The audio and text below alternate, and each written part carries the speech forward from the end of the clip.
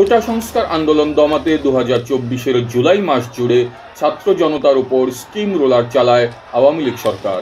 সরকারি দল ও আইনশৃঙ্খলা বাহিনীর নির্বিচার গুলিতে প্রাণ দেন শিশুসহ হাজারেরও বেশি মানুষ।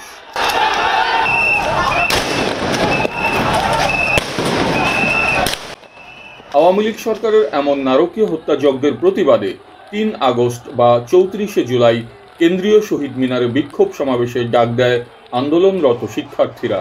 তাদের ডাকে সাড়া দিয়ে রাজপথে নেমে আসেন লাখো জনতা।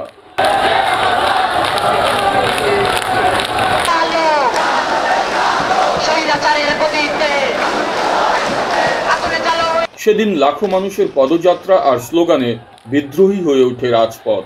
মিছিলে মিছিলে রাজধানীর সব পথ গিয়ে মিশে যায় কেন্দ্রীয় শহীদ মিনারে।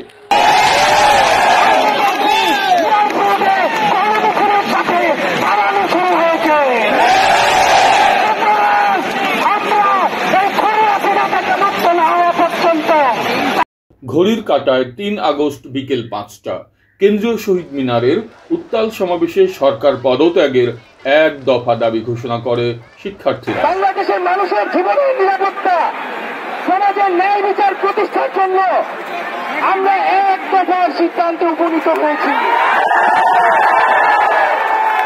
এই সরকার কোনোভাবে আর 1 মিনিটও ক্ষমতায় থাকার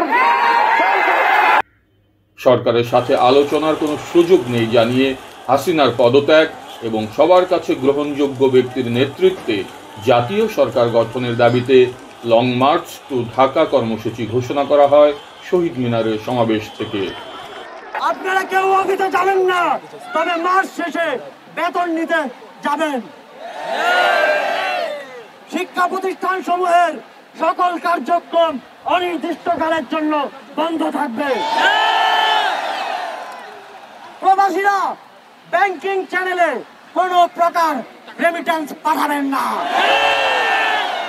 সরকার পতনে সর্বাত্মক অসহযোগ আন্দোলনের ঘোষণাও দেন শিক্ষার্থীরা।